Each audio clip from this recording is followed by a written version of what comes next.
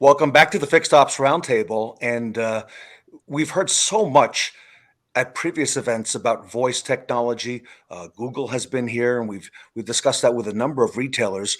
We're really honored today to have the folks from Brook with us here today, talking a little bit about how voice technology is transforming that customer service experience today, and also lowering operational costs. So I want to go ahead and welcome our panelists.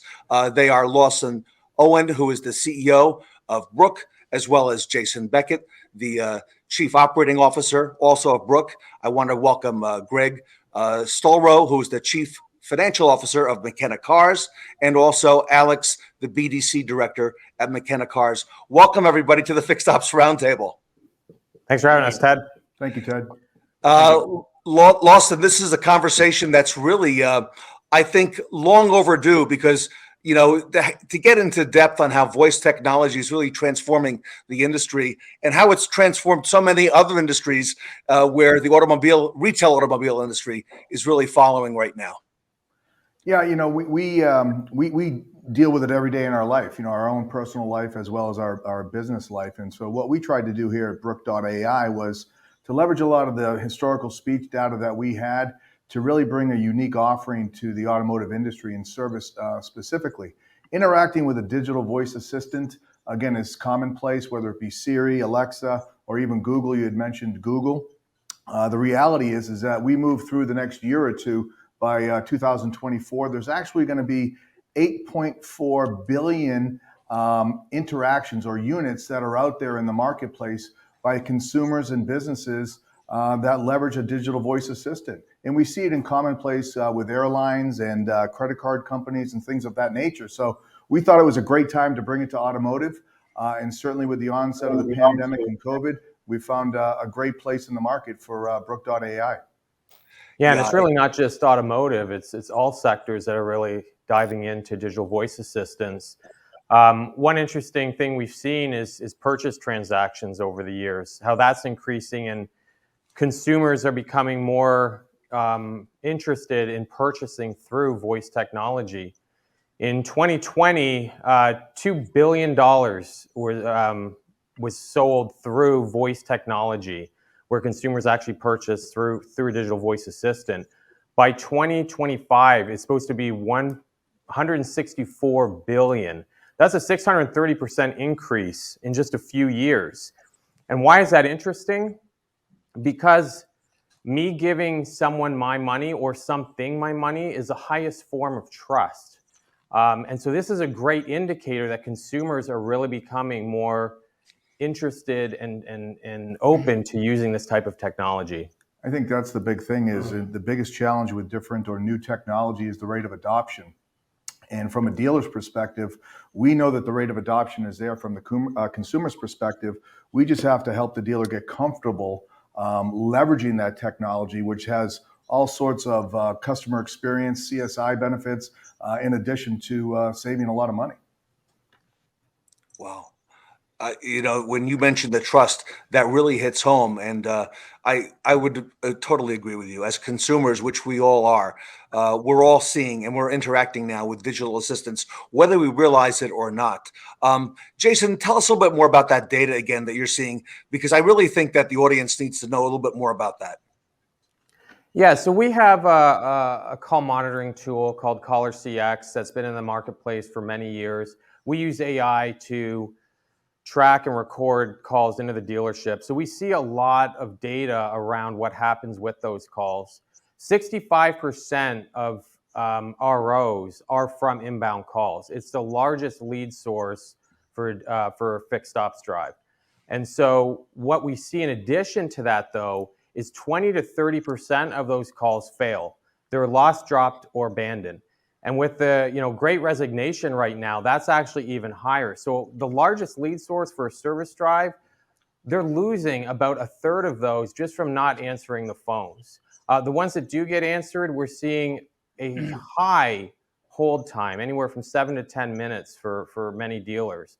So that's really where a digital voice assistant can help, is to eliminate that problem where all calls are being answered and they're being answered quickly and effectively with no hold time, so you're providing a better customer experience. I also think it's important to understand the negative or adverse effects it has on the dealer's brand, right? The dealership name, but also obviously the brand, whether it be Ford or Toyota, whatever it is they might be selling. So those struggles or challenges that the consumer has in connecting with an organization adversely affects the brand, the customer experience, your CSI scores, obviously your revenue potential. And so that's a real problem that exists in every dealership in North America.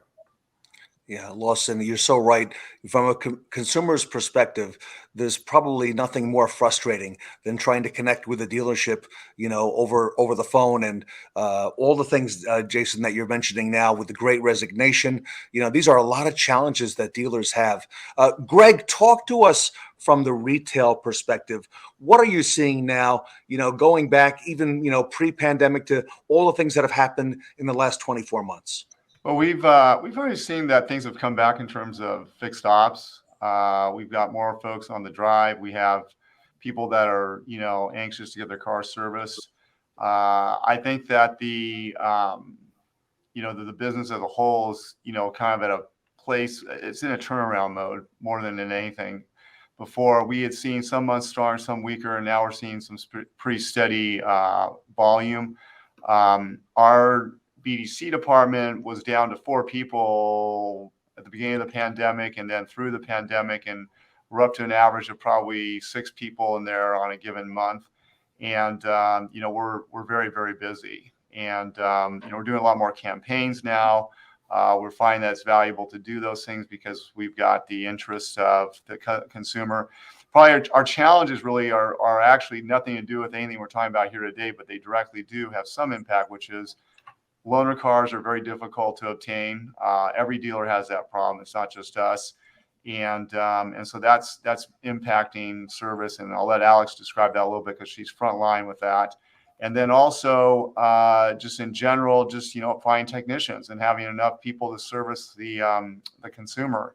And we find that we've had challenges there too, but we're breaking through those. But Alex can talk to you a little bit more about some of the other pains that she's seen on the front lines.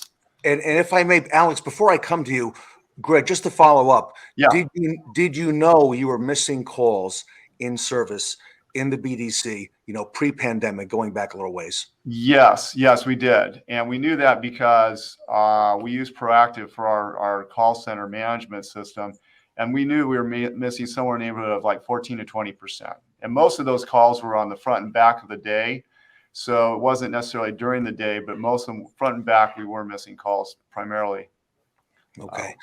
Yeah. And I would agree with you. I think most dealers, in their heart of hearts, and general managers know that they're missing a volume of calls. Yeah. Alex, talk to us from your perspective. What's happening in the BDC? As Greg mentioned, we had a smaller staff when I first joined the company. And so one of the first directives for me was to bring in a staff that could properly handle all of our calls and actually focus on making outbound attempts as well. As you mentioned, a high volume of the calls are inbound, and so a high volume of the ROs are inbound. That's given, right?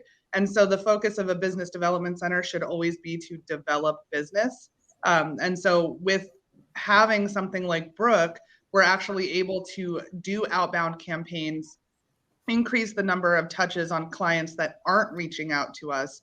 And we know that the calls that are coming into the store are handled no matter what, whether it be outside of the hours of the BDC operation or during the day when my staff is making outbound attempts to clients that just haven't thought about servicing their cars recently. And Alex, talk to us about the people, because with all the things that we're hearing and seeing now with the Great Resignation, has this helped you, in terms of the staffing and the people and being able to address those inbound calls coming in? Yeah, absolutely. I mean, staffing is really difficult in general. It's even more difficult right now. When you find good staff, then you run into issues of people calling out sick or having personal things going on. Nothing is perfect, right? As Greg mentioned, we have an average of 6, but on a given day, we might have 4 people here. We might have 6 people here. It's just kind of dependent on what's going on in everyone's life. And so being able to know that even if I have someone call out sick or if I have to let someone go, the calls that are coming in are still handled is really, really important. And it means that our store does not suffer because of, humans, which are unpredictable. That's right. That's right. It's a people business. Yeah. Jason, talk to us a little bit for our audience. How does Brook help with a lot of the challenges that we're hearing about, right now between Greg and Alex? Yeah, so within the service drive, about 75% of the calls coming into a service drive are routine requests. So they're hours of operation, when can I bring my vehicle in, pricing.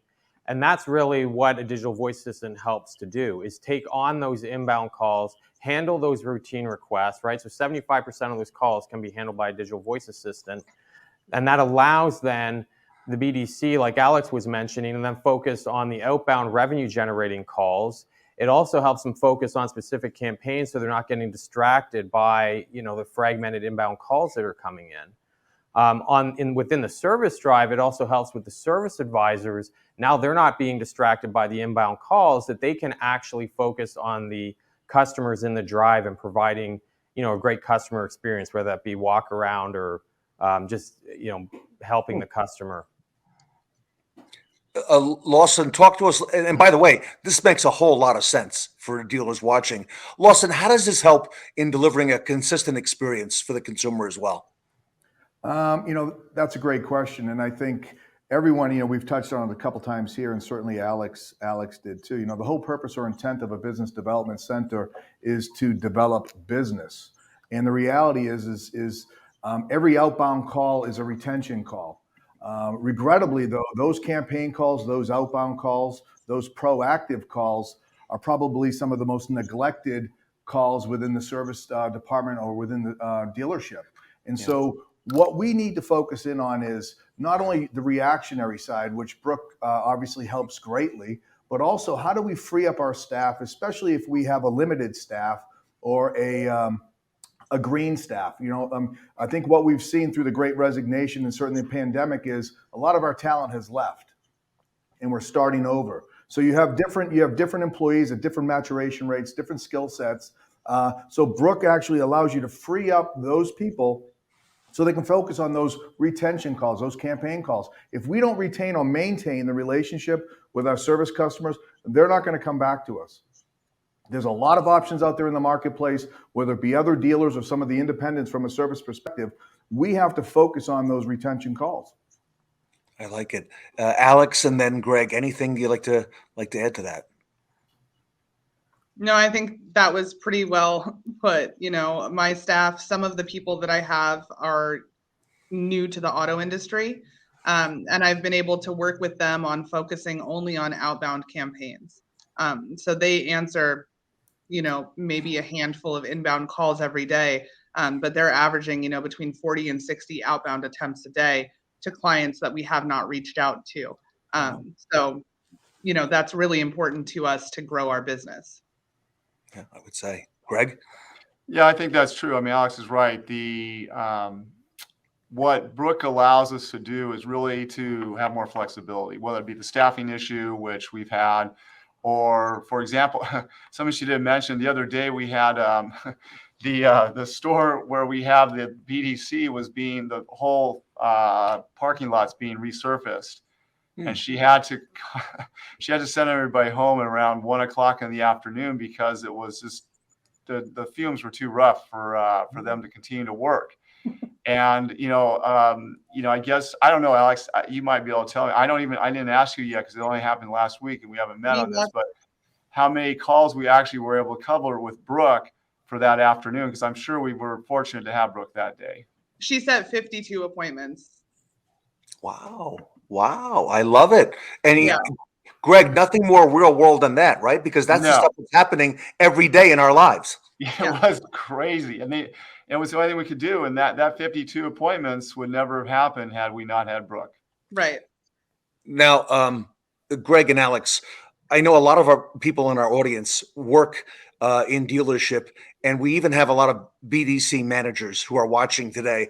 And I can imagine some of them, Greg, are thinking right now, okay, This makes sense, but is the intent of Brook to replace the staff at the dealership?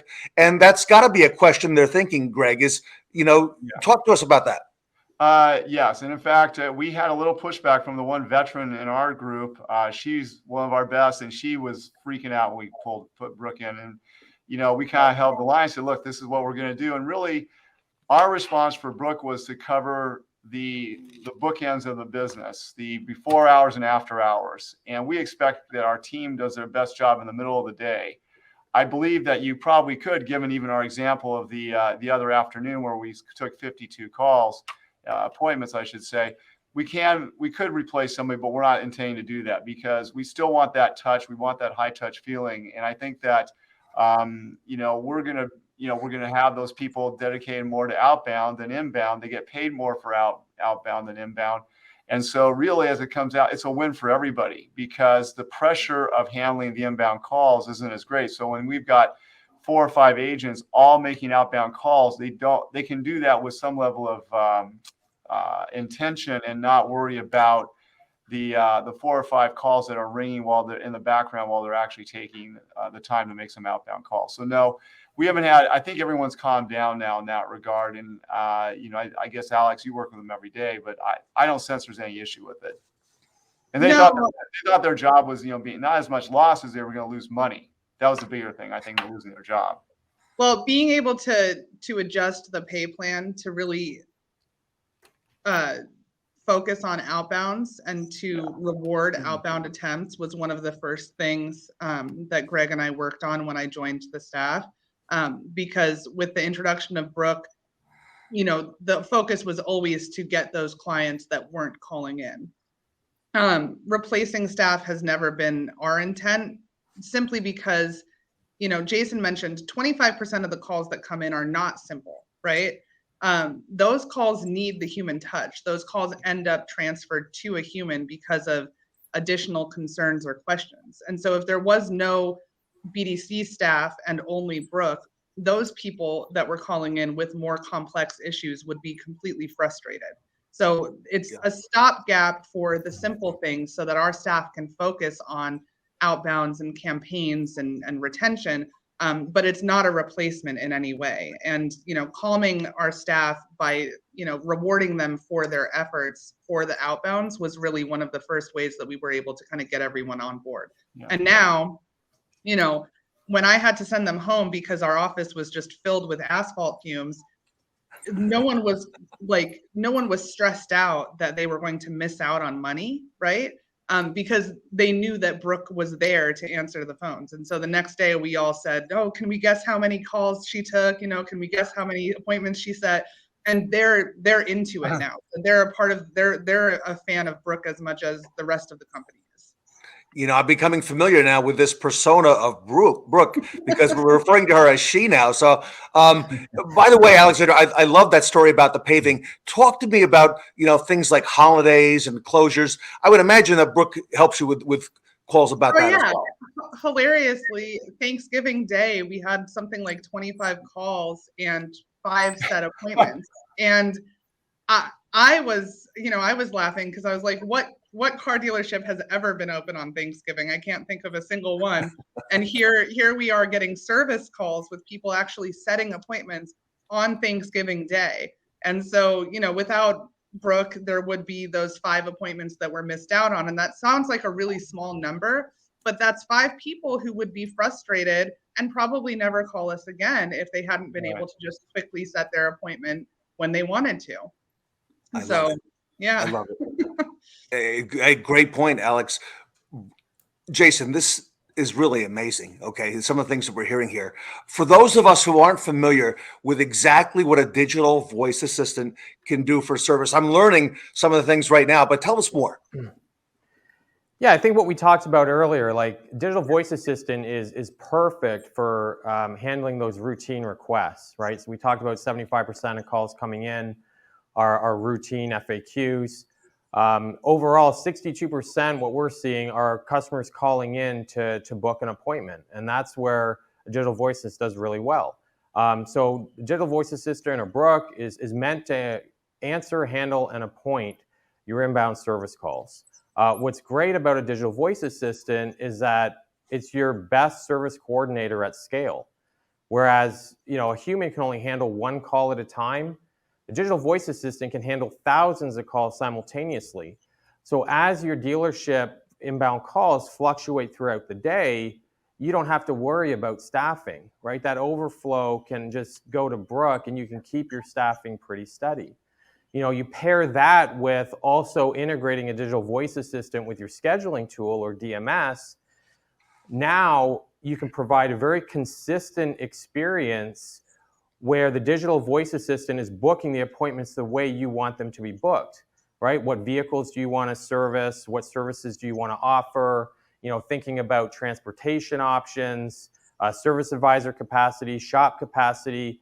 The digital voice assistant takes all that into account. And so they really become your best service coordinator because they're always following your policies. We actually have a clip to play for you.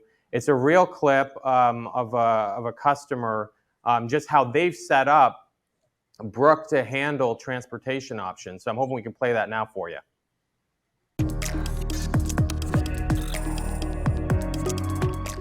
I have options for transportation I can offer you while your vehicle is being serviced. Note that if you choose just to drop your vehicle off, I can get you in up to 3 days sooner.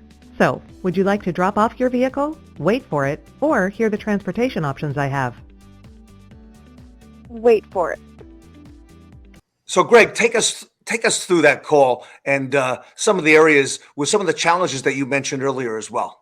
Well, we mentioned before that we've had issues with folks not being able to get a loaner car. And so what we were having happen was folks would go through the Brook process and then they would call back and they'd mine the system to get to a real person. And then they'd say, do you really not have a car for me? I don't understand this. I don't understand why you don't have a car for me.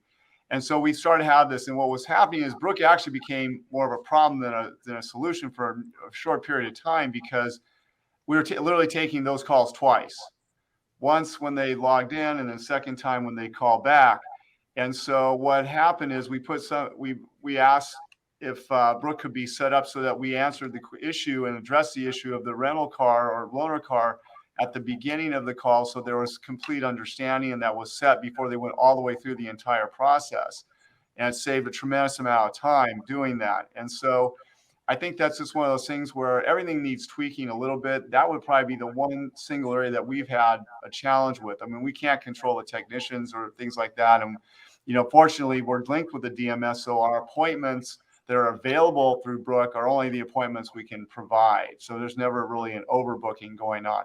But the rental car thing was something they literally invest 2 or 3 minutes, 4 minutes in the process.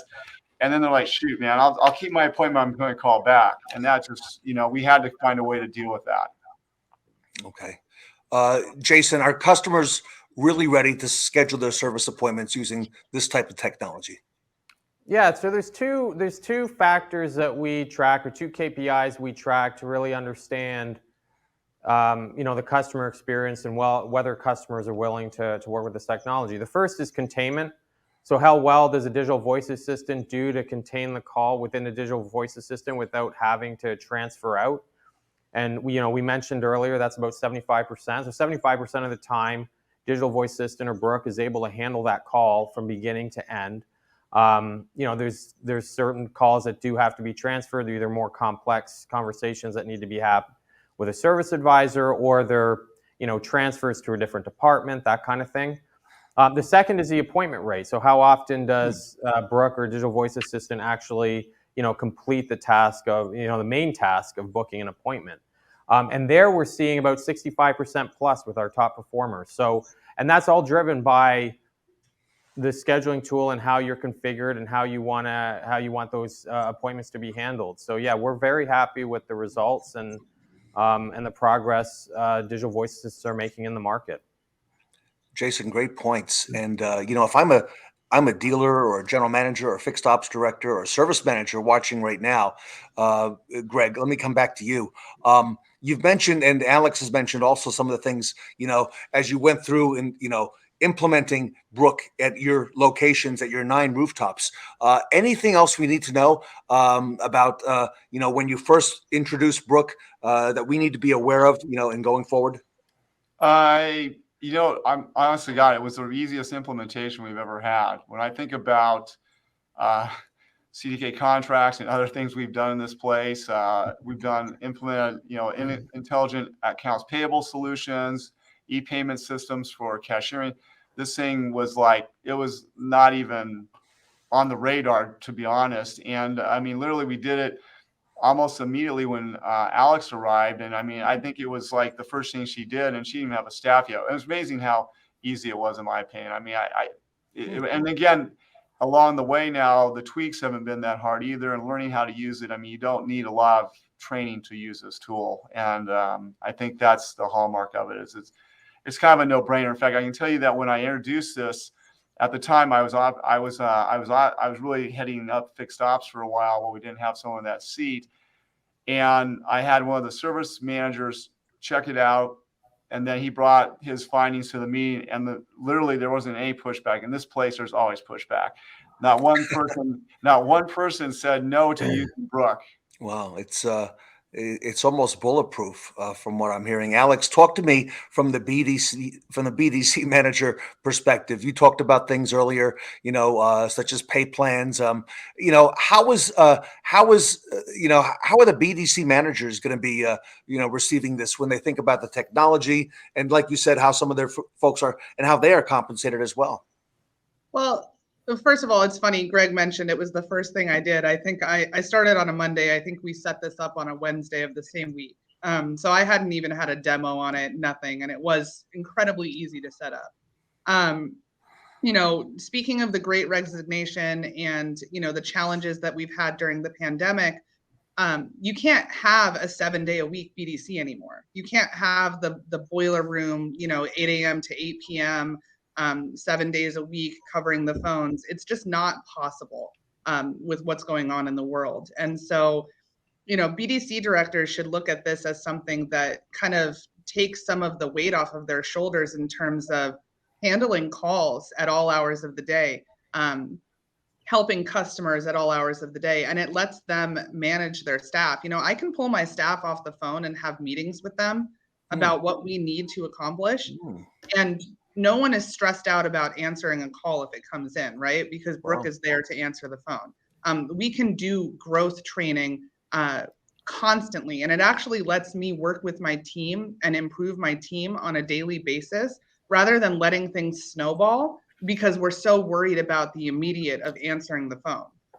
So BDC directors should look at this as a tool to free them up to actually manage a staff instead of be so focused on, ticky-tack, like one call here, one call there.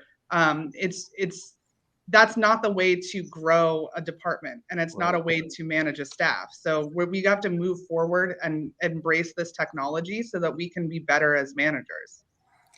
So, Alex, let me come to you with my last question.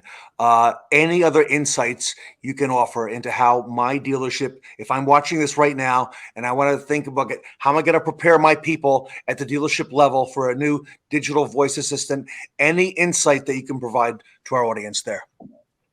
Yeah, Brook is an assistant. Brook is an extension of your department. She is another employee for the dealership who, to Jason's point, can answer many calls simultaneously. All dealerships have to do is be ready to embrace the technology and say yes. If you're ready, all you have to do is let Brook know. They're super communicative and helpful, and you can look at this as an extension of your team. So, how they're ready to do it is just say yes, embrace the technology, move forward. I love it. Lawson and Jason, great job. All right, so if I'm watching this right now and I want to take the next step and learn more about Brook.ai, what do I need to do? How do we get a hold of you? Yeah, I'd say just visit the website, reach out to us. We'd be more than happy to share with you how Brook works, what the power and the potential and the opportunity savings would be for your organization.